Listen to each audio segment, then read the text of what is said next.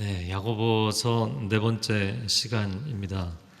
지난주에는 경건한 삶에 대해서, 이번 주에는 차별하지 말 것에 대해서 권면하고 있습니다. 크게 두 부분으로 보겠는데, 첫 번째는 당신도 사람을 차별하는가? 나는 차별과는 별 상관이 없다. 서양 문화권에서 이야기하는 인종차별, 그런 정도로만 생각하시는 분들이 많을 겁니다. 오늘 본문은 우리의 문제점을 보여주고 있습니다. 1절 말씀 같이 읽겠습니다. 내 형제들이여, 영광의 우리 주 예수 그리스도를 믿는 믿음을 겉모습으로 판단하지 마십시오. 믿음을, 즉 신앙을 겉모습으로 판단하지 말라. 밑줄을 그으시고요. 제가 대학교 입학하면서부터 9년 동안 교회 학교 중고등부 교사를 했습니다. 그리고 이어서 5년 동안 중고등부 전도사를 했어요. 그래서 중고등학생을 보면 나름 그들의 신앙을 이렇게 본다, 알겠다, 이렇게 생각을 많이 했습니다. 공과 공부할 때 대답도 잘하고 성경도 잘 알고 있고 기도도 잘하는 그런 친구들, 신앙이 좋아 보이죠. 그리고 예배 시간에도 지루해하고 공과 시간에도 잘 참여하지 않고 신앙이 별로 안 좋아 보이는 친구들이 있습니다. 그런데 제가 생각이 뒤집어진 일이 있었어요. 여주 기도원이라고 아주 열악한 시설이었는데 1월에 열린 제1회 전국 패션 청소년 예배 캠프 때였습니다. 그때 전국에 3,000명이 모였기 때문에 저희가 봉사자들을 세워야겠다. 그래서 입시를 마친 고3 수험생들에게, 그 당시에는 패딩 조끼가 막 이렇게 나오기 시작할 때였거든요. 그래서 패딩 조끼를 주겠다는 것으로 꼬셔갖고 한 50명을 스텝으로 세웠어요. 이 친구들이 없었으면 큰일 날 뻔했습니다. 한겨울 폭한에 화장실이 얼어붙고, 그러니까 그 화장실 막 뚫어야 되고, 밤낮으로 폭설이 내려서 그걸 하루 종일 치우느라고 집회에도 참여하지 못하고, 그 친구들이 정말 고생을 많이 했어요. 그런데 그 가운데는 예배 시간에 그냥 지루해하고 그냥 노는 것만 좋아하고 그런 친구들 꽤 있었거든요. 그런데 이 친구들이 이제 밤 10시가 돼서 봉사자 숙소에 모여서 기타 한 대를 들고 예배하는데 정말 눈물겨운 감동적인 예배였어요. 그래서 이게 그냥 클래스룸에 모여서 말 잘하는 신앙이 전부가 아니구나. 진짜 몸을 써야 될 때, 내 몸을 내어드려야 될 때, 그때 아낌없이 정말 뒤에서 묵묵히 섬기고 나서는 분들이 그런 귀한 신앙을 갖고 있는 사람들이 있다는 걸 알게 됐어요. 세상 사람들은 유유상종이라는 말을 합니다. 비슷한 사람끼리 어울려 다니는 것이다. 근데 이것은 사회적 현상이자 사회적 인식이기도 합니다. 여러분, 인싸라는 말을 아시나요? 네, 모르시면 인싸가 아닐 수도 있는데, 인사이더, 그러니까 어떤 모임이 있을 때 늘 주목받고 인기 있는 사람을 얘기합니다. 근데 그런 인싸 옆에 있어야 나도 인싸가 된다는 사회적 인식, 왕따 옆에 있다가는 나도 왕따를 당할 수 있다는 사회적 인식이 팽배합니다. 그래서 자녀를 두신 크리스찬 부모들, 학교 갈 때 아이에게 어떻게 이야기하나요? 혼자 된 애가 있고 어려운 친구 있으면 친구가 되어주고 도와주라, 이렇게 가르치나요? 공부 잘하는 친구들 반장 옆에 붙어 다녀라, 이렇게 가르치는 부모가 너무 많죠. 그러니까 우리들 뿐만 아니라 2000년 전 유대인들도 예수님 볼 때 유유상종의 관점으로 본 겁니다. 죄인들 옆에 있으니까 죄인이지, 환자들 옆에 있으면 환자이지, 이렇게 생각한 거예요. 아니요, 예수님이 환자 곁에 다가오신 치료자이시고 죄인들 옆에 다가오신 구원자시라는 것을 몰라본 것입니다. 그러면 2022년 지금 현재 예수님이 허름한 옷을 입고 우리 가운데 이 모임에 나타나신다면, 우리의 모임에 나타나신다면 과연 우리는 그 예수님을 몰라보고 박대할까? 아니면 기꺼이 환영하며 맞이할까? 이제 개강을 앞두고 있는 여러분의 순모임, 공동체, 사역팀 어떻다고 생각하십니까? 이어지는 2절과 3절 말씀 같이 읽겠습니다. 만일 여러분의 회당에 금반지를 끼고 화려한 옷을 입은 사람이 들어오고 또 누더기 옷을 걸친 가난한 사람이 들어올 때 화려한 옷을 입은 사람을 보고는 여기 좋은 자리에 앉으시오 라고 말하고 가난한 사람에게는 거기 섰든지 내 발판 아래 앉으시오 라고 말한다면, 자, 회당은 유대인들이 고국을 잃어버리고 바벨론에 끌려갔을 때 만든 거예요. 왜냐하면 더 이상 예루살렘 성전이 없으니까 그들이 함께 모여서 회당을 짓고 그 회당에 모여서 유대인들은 함께 예배하고 함께 교제하고 서로를 위로했던 것이죠. 그러니까 그들이 어려웠던 시절에 이 회당은 유대인이라면 누구나 참여할 수 있고 누구나 그곳에 오면 복받을 수 있는, 축복받을 수 있는 그들만의 보금자리였습니다. 그런데 세월이 지나면서 회당은 강자들의 놀이터가 되었고 가진 자들의 쇼케이스로 전락을 한 것이죠. 그러니 누군가가 금반지에 화려한 옷을 입고 나타나면 환영을 하면서 이 좋은 자리에 앉으십시오 그런다는 거예요. 근데 누더기 옷을 걸친 가난한 사람이 나타나면 뭐 서 있든지 말든지 이렇게 무관심하거나 내 발치에 앉아라 이렇게 모욕적인 말을 한다는 것이죠. 그런데 더 심각한 문제는 이 이야기가, 이 회당이 유대주의자 유대인들을 얘기하는 게 아니고요, 개종한 유대계 크리스찬들이 모이는 회당을 얘기하는 겁니다. 지금으로 얘기하자면 우리의 예배당인 것이죠. 그러니까 유대계 크리스찬들의 그 교회가 차별의 온상이 되어버렸던 거예요. 제가 오늘 밴쿠버 얘기를 좀 몇 개 할 텐데요. 제가 밴쿠버에서 주일 오후에는 항상 청년부 예배를 드렸습니다. 근데 끝나고 나면 거기는 이제 다 차로 이동을 하는 문화니까 자동차가 있는 친구들이 없는 친구들 라이드를 해줘야 돼요. 근데 예배가 끝나고 나면 이 차를 가지고 있는 형제들이 꼭 예쁜 자매들만 라이드를 해주겠다고 줄을 서는 거예요. 차별이죠. 그러면 젊은이들만 이렇게 외적인 것으로 끌릴까요? 여러분의 공동체를 볼 때 사회적 지위를 갖고 있거나 교회에서 어떤 직분이 있는 분들 존중받고 주목받죠. 그러나 가난하고 인생이 고난 가운데 있고 가족 가운데 그 한 사람만 나오는 분들, 그런 분들 쉽게 외면당하거나 무시당하거나 심지어는 이용당하는 경우들도 있습니다. 왜 우리는 사람을 겉모습으로 판단할까? 우리가 찬양할 때 우리는 모두 주가 필요합니다. 모든 사람이 주님이시고 주님은 모든 사람을 안아주시는데 왜 우리에게는 그 주님의 관점이 없을까? 제가 또 밴쿠버 얘기 하겠는데요. 어떤 분들은 설교 시간에 왜 이렇게 밴쿠버 얘기를 많이 하냐? 그럼 제가 여러분 직접적으로 여러 번 얘기를 하면 서로가 좀 난감할 때가 있거든요. 2005년도에 밴쿠버에 갔을 때 그때 저희 큰아들이 만 4살이었습니다. 그래서 어린이집에 보냈어요.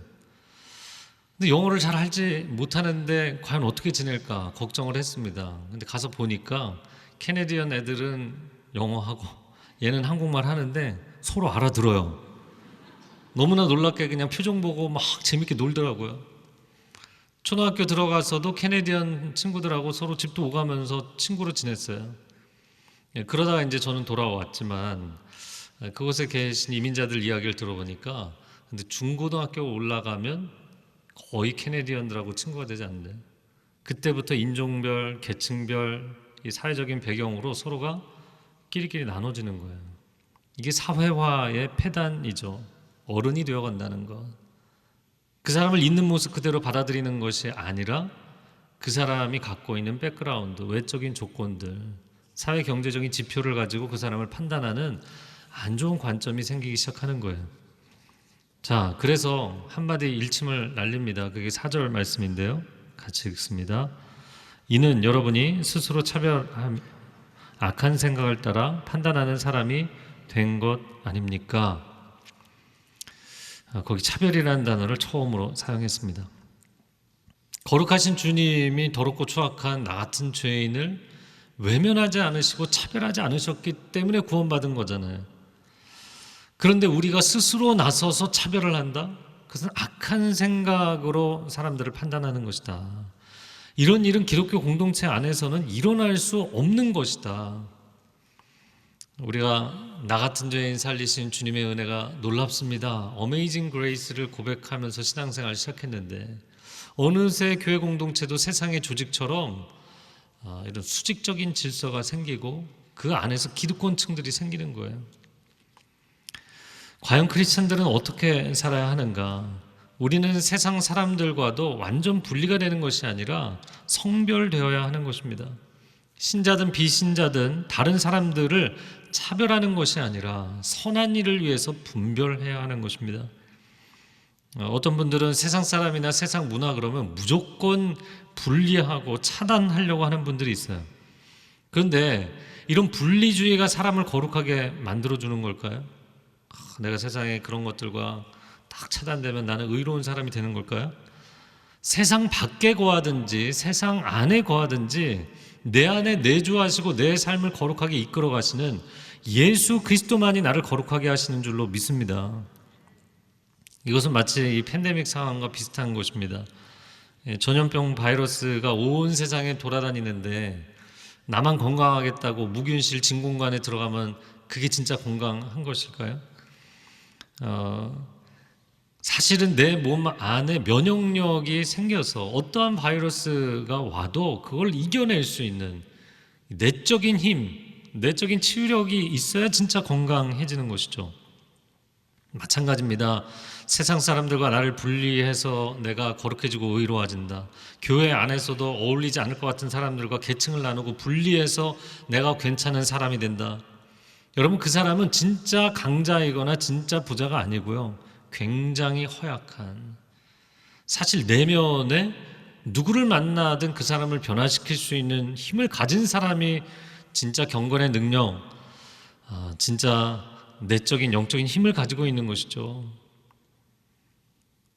그래서 이런 부분을 묵상하다 보니까 2005년도에 봤던 영화 에비에이터가 생각이 났습니다. 저는 굉장히 감동적으로 봐서 여러 번 봤는데요. 하워드 휴즈라는 실제 인물을 다룬 영화이죠.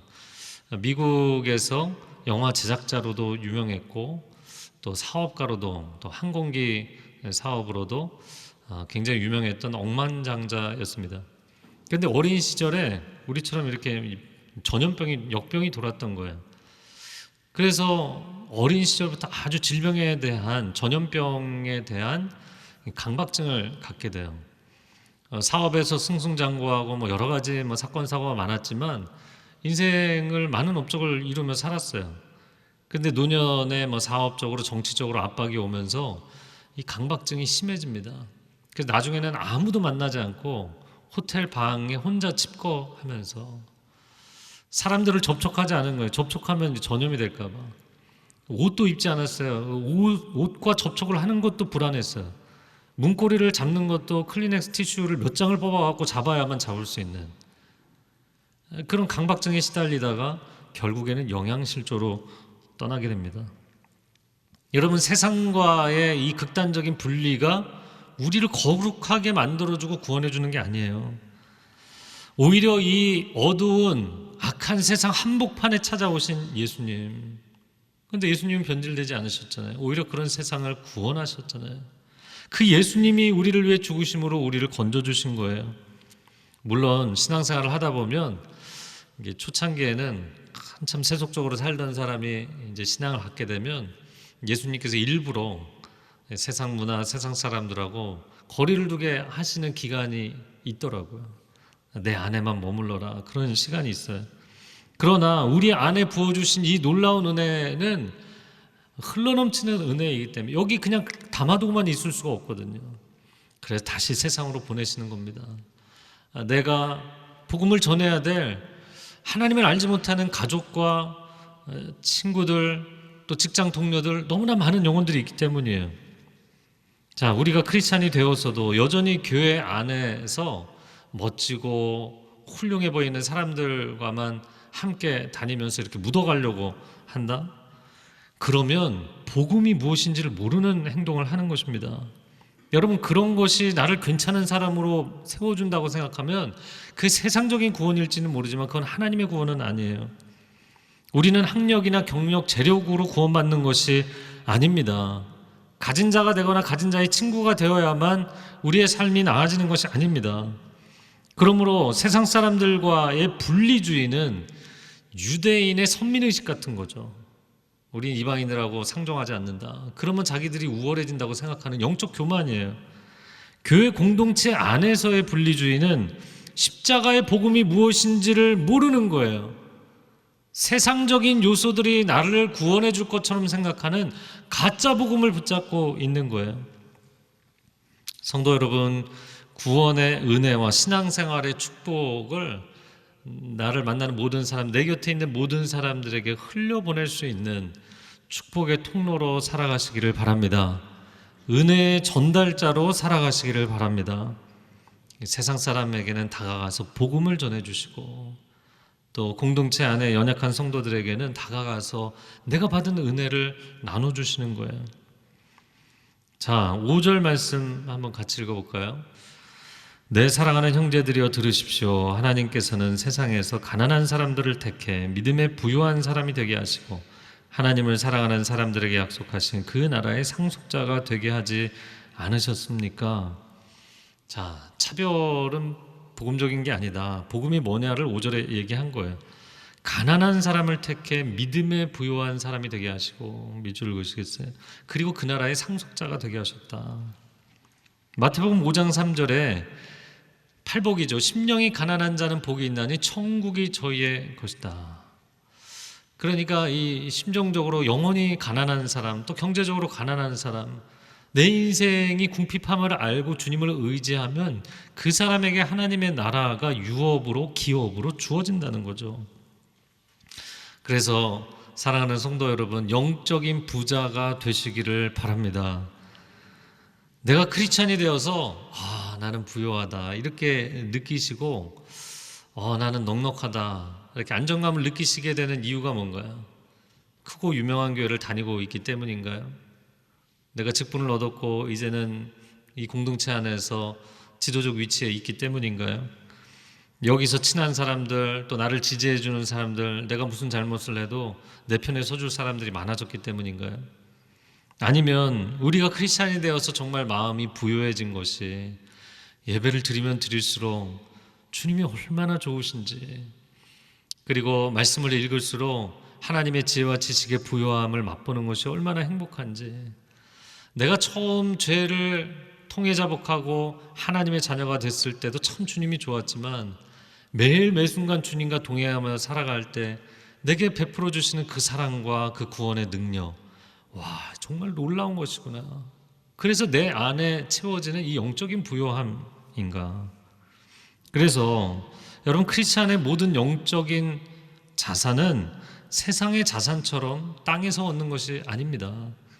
위로부터 하나님께서 우리에게 부어주시는 것들이다. 야고보서 1장 17절에 말씀했죠. 같이 읽어보겠습니다.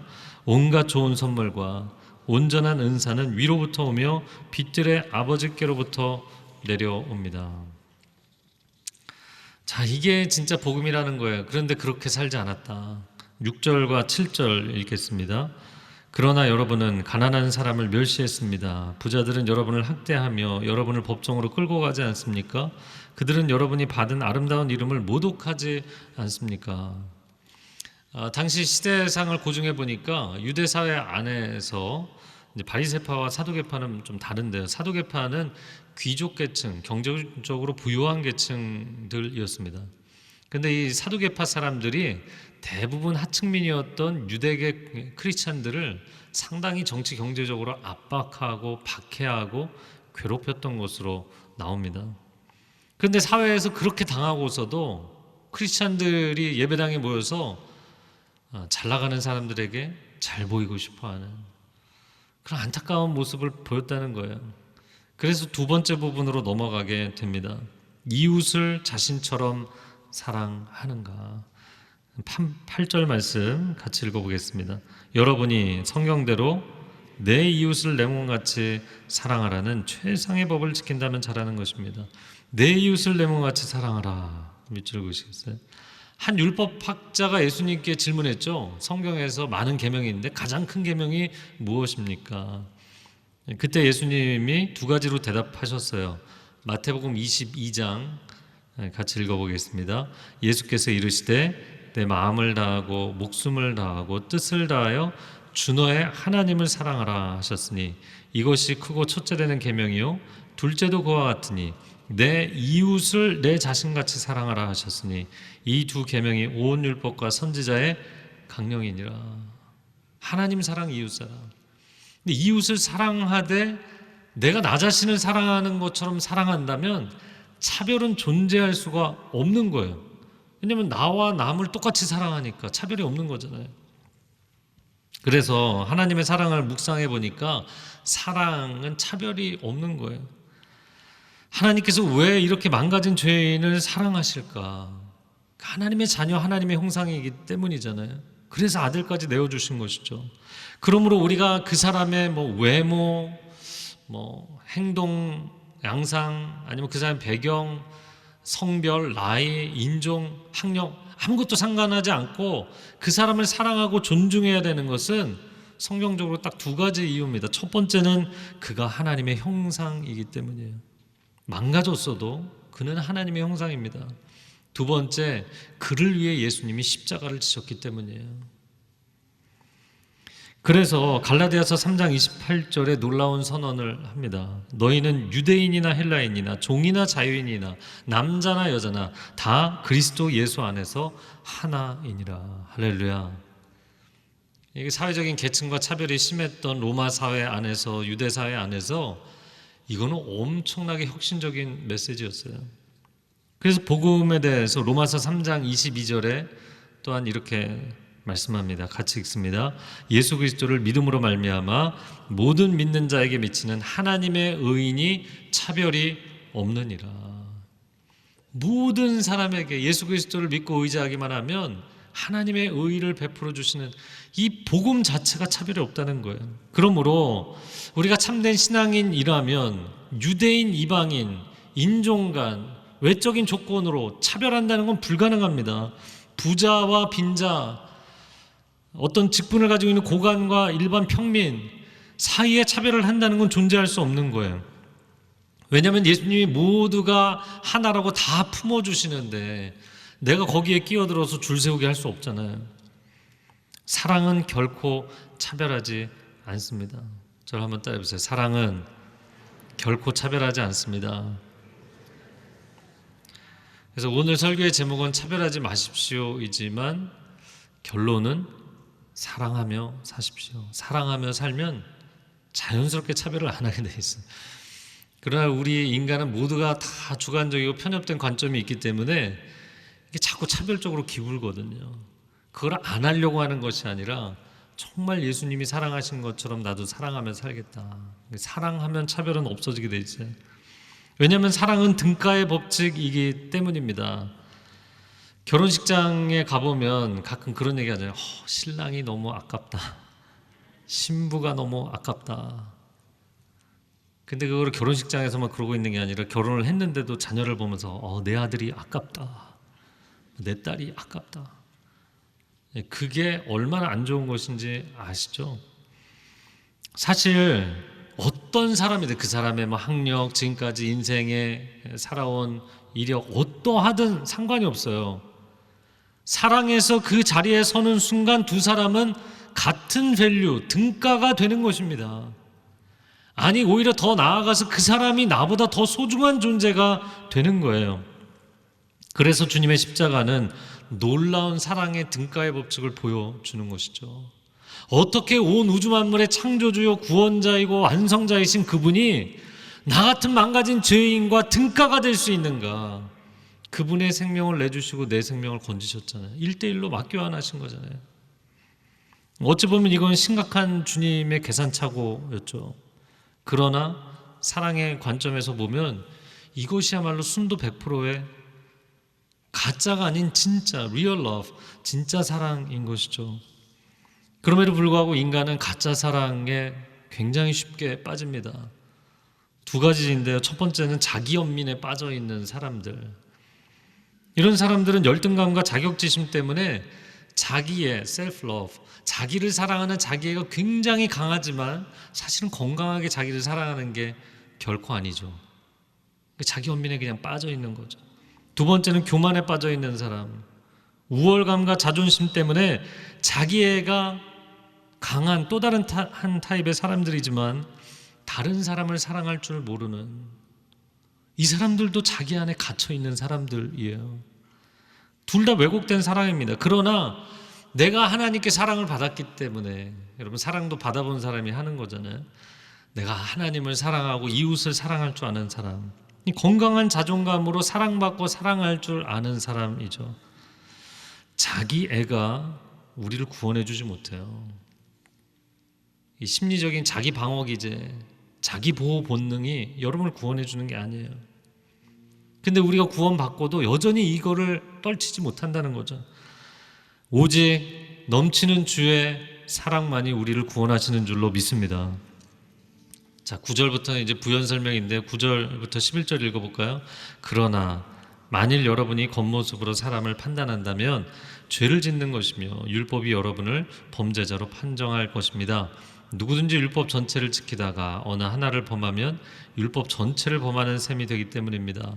간음하지 말라고 하시니가 또한 살인하지 말라고 하셨기 때문에 비록 간음하지 않았더라도 살인했다면 율법을 어긴 사람이 되는 것입니다. 자, 사랑이 복음의 본질인데, 근데 여러분이 겉모습으로 여전히 판단한다면 죄를 짓는 것이다. 그리고 한 가지뿐만 아니라 이건 율법 전체를 어긴 것과 같다. 12, 13절 읽겠습니다. 여러분은 자유의 율법으로 심판받을 사람인 것처럼 말하고 행동하십시오. 긍휼을 베풀지 않는 사람에게는 긍휼 없는 심판이 있을 것입니다. 긍휼은 심판을 이깁니다. 이 자유의 율법에 네모를 치시겠어요? 하이라이트가 있으면 하이라이트까지 하시. 야고보서에만 나오는 표현이죠. 1장 25절에 자유하게 하는 온전한 율법의 줄임말, 자유의 율법. 이거 복음을 얘기하는 겁니다. 우리 율법의 기준으로 판단받는 사람이 아니라 복음의 기준으로 구원받는 사람들이잖아요. 그러니까 나는 복음으로 구원받았다? 그러면 진짜 내가 복음으로 구원받았는지 그 최후의 심판에 복음이라는 그 기준, 자유의 율법이라는 기준으로 심판받을 거라는 거예요. 진짜 내가 복음을 복음으로 받아들인 사람인지, 아니 복음을 모르는 사람인지. 우리가 많이 오해하는 것이 나는 복음을 받아들이고 구원받았으니까 율법은 하나도 안 지켜도 돼. 이게 맞을까요? yes and no예요. 맞는 것 같은데 사실은 또 아니에요. 왜냐하면 예수님께서 말씀하신 것은 율법을 뛰어넘는 차원의 삶과 신앙이 되는 것을 얘기하셨거든요. 너희의 의가 서기관과 바리새인들의 의만도 못하다면 결단코 천국에 들어가지 못한다고 얘기하셨어요. 부담스러운 얘기죠. 그러니까 율법의 의무감으로 신앙생활하면 율법조차도 지키지 못하고, 그런 복음의 압도적인 은혜와 감동으로 신앙생활을 하면 어느새 그것을 뛰어넘는 넘치는 사랑과 축복의 삶을 살게 돼 있다는 거예요. 할렐루야. 그러므로 역설적으로 당신의 삶이야말로 당신이 종교인인지 진짜 은혜를 받은 사람인지를 알게 해준다는 것입니다. 마지막으로 또 밴쿠버 얘기하고 마치겠습니다. 제가 그 4년 있는 동안 여러분 잘 아시는 개그우먼 이성민 집사님 함께 신앙생활을 했는데, 그분도 거기 와서 신앙이 많이 성장하고 삶에 하나님의 은혜를 체험하게 됐어요. 그러면서 이웃에게 이제 전도를 아주 열심히 하셨는데, 맛있는 음식을 만들어서 이웃들에게 나눠주고 바쁘면 아이들을 돌봐주고 정말 매사에 적극적으로 사람들을 섬겼어요. 그렇게 전도를 너무 여러 명을 하다 보니까 이게 다 감당이 안 돼서 저에게 좀 초신자들, 비신자들 성경 공부를 해달라. 그래서 12명의 아주머니 제자들을 놓고 성경 공부를 했어요. 그래서 그분들이 함께 성경 공부를 하고 다 예수님을 영접하고 했는데 한 분이 영접을 안 하는 거예요. 근데 한국으로 이제 발령이 나서 돌아와야 되는데 그분이 마지막 한 달을 남겨두고 집에 저하고 집사님 초대를 해주셨어요. 가봤더니 전날 밤새 고민하면서 간증문을 써갖고 오셨더라고요. 그리고 굉장히 긴 간증문이었지만 짧게 내용을 요약해서 말씀드리면 이런 얘기예요. 저도 예수님을 믿겠다고 말하고 싶은데 차마 그 말을 할 수 있는 용기가 나지 않습니다. 왜냐하면 저는 이성미 집사님처럼 살 자신이 없기 때문입니다. 매일 새벽마다 상심한 사람들을 차에 태워서 교회 예배당에 데리고 가 눈물로 기도해주고 맛있는 음식을 만들어주고 본인도 바쁘면서 아이들을 그렇게 많이 봐주고 매사에 남을 위해서 아낌없이 사랑하고 나누고 섬기는 그런 삶, 저는 그런 삶을 살 수 있는 부류의 사람이 아닙니다. 굉장히 정직하신 분이 나는 평생에 나 자신을 위해 살아왔고 내 자식의 성공만을 위해서 살아왔던 사람입니다. 하지만 내가 받은 그 주님의 사랑과 은혜를 부인할 수가 없기 때문에 저도 크리스찬이 되고 싶습니다. 저도 이제는 그 사랑을 나누면서 사는 사람이 되고 싶습니다. 그래서 그날 영접 기도를 하셨어요. 이게 진짜 우리가 받은 복음의 은혜이고 우리가 살아갈 신앙의 삶이죠. 이 시간 함께 기도합니다. 하나님, 인생을 살아가면서 어느새 세상 사람들이 갖고 있는 경쟁의 논리,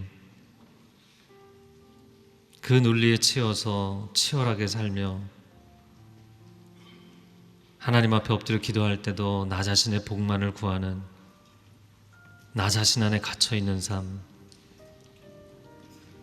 삶이 어려울 때는 자기 연민에 빠지고 삶이 잘 풀릴 때는 영적 교만에 빠지는, 복음과 자꾸 멀어지는 삶을 우리가 살고 있지 않습니까? 하나님의 압도적인 은혜와 사랑이 나를 구원해 주셨고 그 은혜와 사랑만이 나를 정말 나답게 만들어 주시고 하나님의 자녀답게 만들어 주시는 줄로 믿습니다. 넘치는 은혜를 날마다 기쁨으로 찬송으로 고백할 뿐만 아니라 내 이웃에게 아낌없이 나누며 섬기며 사랑하며 살게 하여 주시어서 하나님, 하나님의 자녀로 사는 것이, 이 복음을 받아들인 사람으로 사는 것이 너무나도 행복하고 충만한 복된 인생 되게 하여 주옵소서. 감사드리며 예수 그리스도의 이름으로 기도합니다. 아멘.